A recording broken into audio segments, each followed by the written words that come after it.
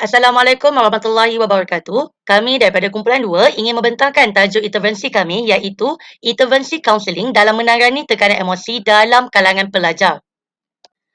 Kumpulan kami terdiri daripada 7 orang ahli iaitu terdiri daripada Adibah Husna binti Anis, Ainatul Awanis binti Zul Baharin, Wan Nur Syahidah Hanum bin Wan Izhar Shah, Nur Raihanah Kamilia binti Laramli, Nur Sabrina binti Azhar, Ahmad Khairul Ismail bin Abu Bakar dan Aimi Atina binti Mat Desa. Pada masa kini, tekanan emosi dalam kalangan pelajar semakin membimbangkan. Pelajar menghadapi pelbagai cabaran seperti tekanan akademik, masalah keluarga, pengaruh media sosial dan perubahan gaya hidup selepas pandemik COVID-19. Sekiranya tekanan ini tidak ditangani dengan baik, ia boleh menyebabkan stres, kebimbangan, kemurungan serta menjejaskan prestasi akademik dan kesejahteraan pelajar. Oleh itu, intervensi kaunseling memainkan peranan yang penting dalam membantu pelajar menguruskan emosi dan meningkatkan kesejahteraan mental mereka. Assalamualaikum warahmatullahi wabarakatuh dan salam sejahtera. Nama saya Aimi Atina binti Mat Desa P163004. Kita lihat pula kepada isu dan permasalahan. Kita fokuskan kepada punca tekanan emosi dalam kalangan pelajar. Kenapa? Yang pertama adalah tekanan daripada segi akademik. Di mana Sinar Harian ada menyatakan bahawa 17 bulan 10 2005, satu kajian saringan kesihatan mental telah dijalankan ke atas pelajar mendedahkan dapatan yang membimbangkan di mana ia menunjukkan bahawa 33% daripada keseluruhan pelajar yang disaring mempunyai kesihatan mental yang normal. Ini bermakna selebihnya sebahagian besar pelajar itu berkemungkinan mengalami isu kesihatan mental, tekanan atau memerlukan sokongan psikologi. Jadi ini disokong oleh kajian daripada Ahad dan Lee di mana tekanan akademik ini sering menjadi faktor utama di mana pelajar bergelut dengan lambakan tugas dan persaingan untuk mencapai grade yang baik. Yang kedua adalah daripada segi dinamika keluarga yang mencabar, di mana tekanan yang tidak diurus dengan baik di peringkat keluarga sering menjadi pencetus kepada ketidakstabilan yang emosi yang serius dalam kalangan pelajar sekolah menengah. Ini adalah kajian daripada Siti Hajar, Aliasa dan Nurazani Ahmad pada tahun 2024. Kita lihat pula kepada faktor yang ketiga atau punca yang ketiga iaitu pengaruh media sosial di mana menurut Universiti Putra Malaysia 2024, penggunaan media sosial yang melampau sering menyebabkan pelajar ini mengukur nilai diri mereka berdasarkan jumlah suka, komen dan perhatian yang diterima dalam talian. So sekiranya jangkaan sosial ini tidak dipenuhi atau tidak mencapai level yang pelajar itu ingini, ia akan mencetuskan satu perasaan bimbang dan akan menyebabkan kemurungan yang serius. Kita lihat pula kepada isu dan permasalahan yang kedua iaitu daripada segi kegagalan murid dalam menguruskan emosi. Yang pertama adalah tahap motivasi belajar dan kesihatan mental pelajar itu sendiri.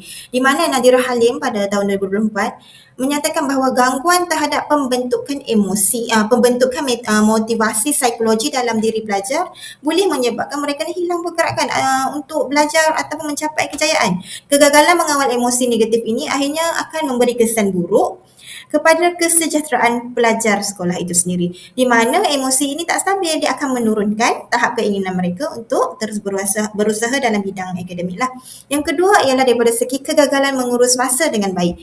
Di mana menurut kajian daripada Adirah dan Syahlan Surat pada tahun 2025, terdapat hubungan signifikan antara tekanan akademik, strategik daya tindak dengan pengurusan masa terhadap kesejahteraan mental pelajar, di mana pelajar yang gagal menguruskan masa dengan baik serta tidak mempunyai strategi daya tindak yang berkesan akan mudah merasa tekanan apabila berhadapan dengan tuntutan akademik yang tinggi. Yang ketiga ialah daripada segi kegagalan mengawal emosi negatif, di mana ketidakupayaan untuk menguruskan faktor-faktor negatif ini secara harmoni akan menyebabkan emosi pelajar itu sendiri tadi tidak stabil dan akhirnya akan menjejaskan kesejahteraan mental pelajar secara keseluruhan. Ini daripada Atirah dan Syahlan pada tahun 2025. Kita lihat pula kepada isu dan permasalahan yang ketiga iaitu isu stigma terhadap perkhidmatan kaunseling itu sendiri. Okey, kita tengok kepada menurut Hazrul Izam 2025, stigma sosial ini merujuk kepada perspektif negatif masyarakat atau rakan sebaya yang melabelkan individu atau pelajar yang mendapat bantuan kaunseling ini adalah seorang yang gila, lemah atau pelajar yang mempunyai masalah mental yang memalukan. Jadi ketakutan kepada label-label yang diberikan oleh masyarakat kawan rakan sebaya ini menyebabkan pelajar itu lebih rela memendam rasa daripada mendapatkan bantuan profesional. Kerana bimbang, tak ada kawan, disisihkan, dipandang rendah oleh persekitaran mereka. Jadi kita tengok kepada stigma kendiri pula. Ia berlaku apabila pelajar itu sendiri percaya label negatif itu dan rasakan bahawa mencari bantuan ini adalah adalah satu pengakuan terhadap kelemahan atau kegagalan peribadi, sedangkan ini adalah merupakan untuk mencari satu penyelesaian, tapi stigma kendiri ini menghalang daripada pelajar tersebut mencari orang yang lebih profesional untuk menyelesaikan masalah. Jadi kita tengok kepada stigma seterusnya ialah isu kesihatan mental ini akan menjadi sesuatu yang melakukan keluarga. Jadi dia akan menghalang pelajar tersebut daripada mendapatkan sokongan profesional demi menjaga air muka keluarga. Itu sajalah isu dan permasalahan daripada saya. Tiga. Beberapa kajian lepas telah menunjukkan bahawa masalah kesihatan mental yang dihadapi oleh pelajar di sekolah memberi impak negatif terhadap akademik, kesejahteraan emosi dan kehidupan sosial. Berikut merupakan contoh-contoh kajian lepas. Yang pertama, menurut World Health Organization 2022, kesihatan mental merangkumi kesejahteraan emosi, psikologi dan sosial yang mempengaruhi cara individu berfikir, merasa dan bertindak. Abdul Rashid 2022 pula mengatakan pelajar sekolah di Malaysia mengalami tekanan emosi akibat gabungan isu tekanan akademik, konflik keluarga dan penggunaan media sosial. Lim dan Tan 2023, kaunseling kelompok juga dapat meningkatkan keyakinan diri dan pelajar lebih mampu mengekspresikan emosi secara sihat. Menurut Yusof dan Ismail 2021, pelajar lebih terbuka berkongsi isu emosi dalam sesi individu berbanding kelompok. E-kaunseling yang dijalankan di atas talian juga membantu pelajar yang kurang selesa bersemuka dan meningkatkan akses kepada perkhidmatan kaunseling. Nur Hidayah pula 2024, pelajar yang mengikuti kaunseling kelompok menunjukkan peningkatan kemahiran komunikasi dan lebih terbuka berkongsi emosi. Seterusnya, Siti Aisyah 2022, intervensi kelompok berasaskan modul pengurusan stres berjaya menurunkan tahap stres pelajar dan meningkatkan kemahiran daya tindak coping skill. Seterusnya, Ahmad dan Ibrahim 2023, sesi kaunseling individu berasaskan pendekatan kognitif tingkah laku berjaya mengurangkan tahap kebimbangan pelajar dan meningkatkan keupayaan mengawal emosi. Dan seterusnya, Kaur dan Hashim 2025, pihak dalam sekolah bagi menyokong kesejahteraan emosi pelajar ini melalui integrasi elemen kesihatan dalam pengajaran dan sokongan berterusan daripada guru dan pentadbir dapat mengurangkan tekanan emosi dan meningkatkan kesejahteraan psikologi secara menyeluruh. Seterusnya saya serahkan kepada rakan saya. Terima kasih. Assalamualaikum warahmatullahi wabarakatuh. Nama saya Wana Syekhana binti Waiz Arsyah, P165226. Jadi saya akan bentangkan tentang kajian-kajian lepas. Menurut SING 2022, untuk literasi kesihatan mental, ia membantu pelajar mengenal pasti simptom awal tekanan emosi dan dapat meningkatkan kecenderungan mendapatkan bantuan profesional. Seterusnya, menurut Khan 2022, gaya hidup sihat, kualiti tidur, aktiviti fizikal dan harga diri mempengaruhi tahap kemurungan. Gaya hidup tidak sihat meningkatkan risiko tekanan emosi. Seterusnya, menurut Sahril 2023, untuk pemakanan seimbang, tabiat pemakanan tidak sihat berkait dengan simptom kemurungan dan faktor fisiologi turut mempengaruhi kesejahteraan mental. Seterusnya, menurut Ismail 2022, stigma mendapatkan bantuan. Pelajar masih malu atau takut mendapatkan bantuan kaunseling dan kesedaran perlu diperkukuhkan untuk mengurangkan stigma. Dan kesimpulannya adalah kesihatan mental pelajar dipengaruhi oleh literasi, gaya hidup, pemakanan dan stigma sosial. Pendekatan menyeluruh di sekolah perlu dilaksanakan bagi meningkatkan kesejahteraan emosi pelajar. Untuk perbincangan, tekanan emosi ataupun stres merupakan tindak balas fizikal, mental dan emosi terhadap cabaran ataupun tekanan yang dihadapi dalam kehidupan. Menurut Ahmad dan Lee, iaitu pada tahun 2023, stres ini bukan saja berlaku kepada orang dewasa, malah turut dialami oleh kanak-kanak dan juga remaja, terutamanya kepada pelajar sekolah. Antara punca utama tekanan emosi ini ialah tekanan akademik. Berdasarkan teori kognitif tingkah laku, tekanan ini berpunca daripada pelajar yang mempunyai pemikiran yang tidak rasional. Contohnya seperti menganggap kegagalan akademik ini sebagai sesuatu yang tidak boleh diterima. Selain itu, kelemahan dalam menguruskan masa juga menjadi faktor tekanan emosi. Berdasarkan terapi kognitif tingkah laku, tekanan ini berpunca daripada corak pemikiran yang tidak realistik. Itu disebabkan oleh keinginan pelajar untuk menguasai semua perkara secara serentak dan sempurna. Hal ini menyebabkan mereka mudah berasa terbeban dan tertekan. Seterusnya ialah faktor keluarga. Mengikut teori sistem keluarga, kesejahteraan emosi seseorang itu berkait rapat dengan hubungan dan keadaan dalam keluarga. Sebarang konflik ataupun ketidakkeseimbangan dalam keluarga boleh memberi kesan kepada emosi pelajar. Seterusnya, isu yang kedua iaitu kegagalan pelajar dalam menguruskan emosi. Kegagalan ini boleh menyebabkan pelbagai masalah kesihatan fizikal dan mental yang serius. Hal ini kerana stres yang tidak terkawal dan berpanjangan boleh menjejaskan sistem imun badan dan seterusnya mengakibatkan masalah seperti kemurungan, gangguan serta keletihan yang berpanjangan. Oleh itu, kita lihat peranan kaunseling di sekolah sangat penting dalam membantu pelajar menguruskan tekanan emosi. Antara pendekatan yang digunakan ialah kaunseling individu, kaunseling berkumpulan dan terapi kognitif tingkah laku. Di samping itu, guru bimbingan dan kaunseling ataupun CBK turut memainkan peranan besar di sekolah. Hal ini kerana setiap sekolah mempunyai sekurang-kurangnya seorang guru bimbingan dan kaunseling yang bertanggungjawab membantu pelajar yang memerlukan sokongan. Guru bimbingan dan kaunseling ini juga membantu menjadi pendengar dan pembimbing yang boleh dipercayai oleh pelajar untuk meluahkan masalah yang dihadapi oleh mereka. Melalui bimbingan dan sokongan yang diberikan, pelajar dapat membina keyakinan diri serta mencapai kestabilan emosi dengan lebih baik. Untuk pendekatan dan kesan kaunseling, pertama ialah kaunseling individu secara berkala. Pendekatan ini membantu pelajar untuk menilai perkembangan mereka dari masa ke semasa serta membina hubungan kepercayaan dengan kaunselor. Melalui sesi ini, pelajar lebih terbuka untuk berkongsi masalah yang dihadapi oleh mereka. Selain itu, saringan minda sihat yang dijalankan juga dapat membantu mengenal pasti murid yang berisiko lebih awal agar tindakan dapat diambil sebelum masalah menjadi lebih serius. Seterusnya ialah kaunseling berkumpulan. Melalui pendekatan ini, pelajar dapat berkongsi pengalaman dan menerima sokongan daripada rakan sebaya. Hal ini dapat membantu mengurangkan rasa terasing dan meningkatkan motivasi dalam diri mereka untuk menjadi lebih positif. Akhir sekali ialah modul CBT H ataupun Cognitive Behaviour Therapy for Healing. Model ini dapat membantu pelajar mengenal pasti dan mengubah pola pemikiran negatif mereka seperti rasa rendah diri, overthinking dan pemikiran mesti sempurna. Pendekatan ini juga membantu pelajar menggantikan pemikiran negatif kepada pemikiran yang lebih positif dan rasional supaya mereka dapat menguruskan tekanan emosi dengan lebih berkesan. Seterusnya, saya akan sambung perbincangan ini dengan isu stigma terhadap perkhidmatan kaunseling.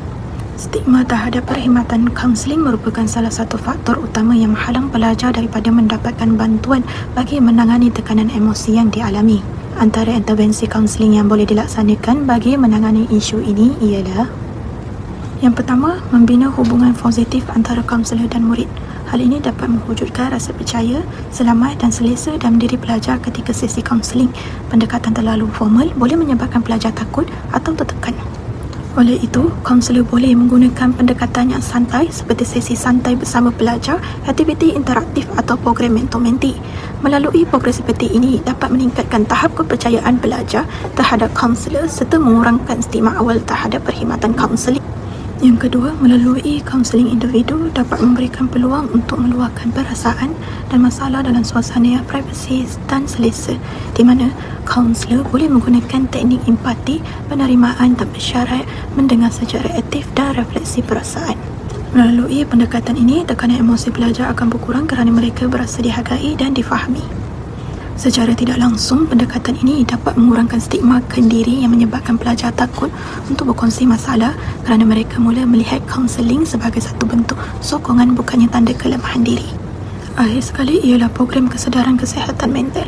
Program ini penting untuk meningkatkan kefahaman pelajar tentang kesihatan mental melalui ceramah, bengkel, pengurusan emosi dan kempen kesedaran. Selain pelajar dan warga sekolah, pelibatan ibu bapa dan masyarakat juga penting dalam meningkatkan kesedaran tentang kesihatan mental. Baik, seterusnya saya akan sambung ke slide seterusnya berkenaan dengan implikasi tekanan terhadap kesejahteraan pelajar.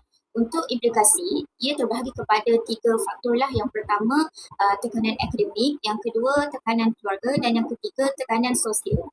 Okay, untuk tekanan akademik adalah masalah seperti beban tugasan dan peperiksaan yang mana ianya boleh menyebabkan penurunan motivasi murid, kemerosotan prestasi serta meningkatkan risiko konten sekolah. Seterusnya, tekanan keluarga seperti konflik atau harapan ibu bapa yang terlalu tinggi boleh membuat pelajar rasa tidak selamat dan rendah diri dengan harapan ibu bapa tersebut. Yang ketiga adalah tekanan sosial seperti buli atau kesunyian yang mana ia boleh menyebabkan pelajar menarik diri daripada pergaulan dan terlibat dalam tingkah laku yang berisiko. Seterusnya, yang menjadi punca adalah kerana kegagalan pelajar itu sendiri mengurus emosi seperti marah, kecewa atau cemas yang boleh membawa kepada tindak balas yang melampau ataupun agresif, gangguan kesihatan mental serta menjejaskan prestasi akademik dan hubungan sosial.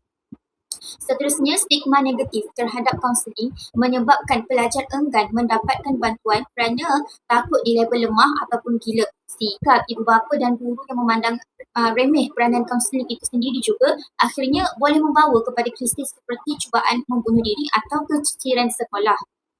Seterusnya, terdapat beberapa cadangan yang sesuai untuk menangani isu tekanan pelajar ini yang berkaitan dengan implikasi yang telah saya sebutkan sebentar tadi, iaitu ada 3. Yang pertama, akademik, keluarga dan juga sosial. Cadangan yang pertama, pihak sekolah perlu mengurangkan beban tugasan yang tidak relevan untuk murid-murid. Guru perlu mengajar teknik belajar yang berkesan serta mewujudkan sistem penilaian yang lebih holistik. bagi mengurangkan tekanan akademik.